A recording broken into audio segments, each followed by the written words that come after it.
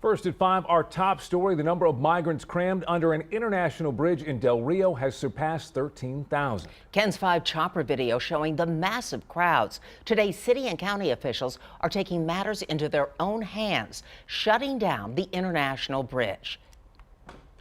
We go now to Eyewitness News reporter Vanessa Croy with the KENS 5 border team in Del Rio with more on this story. Vanessa.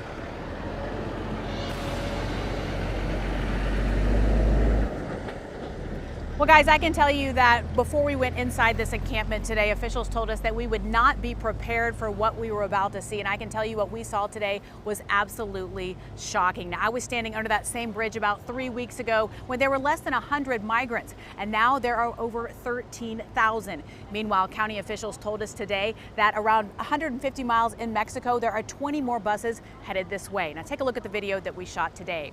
Conditions are dire out here. Thousands of migrants are making their own shelters to get out of the hot sun, and officials are afraid of a stampede or potential riot after numbers are expected to rise to 20,000 in the coming days. Now, officials tell us that the majority of migrants are Haitians. Now, county officials did tell us, we haven't been able to talk to Border Patrol, but they're telling us that the migrants have been issued tickets, and that's how they are moving them out of here to go to the processing facilities. But that is a slow procedure. They're also telling us it could take 7 to 15 days to move migrants out of this encampment. Now, today, Del Rio Mayor Bruno Lozano issued an emergency declaration saying the situation is no longer sustainable. He said the migrants are getting agitated and Border Patrol can't keep up with getting food and water out here. They've also seen one death.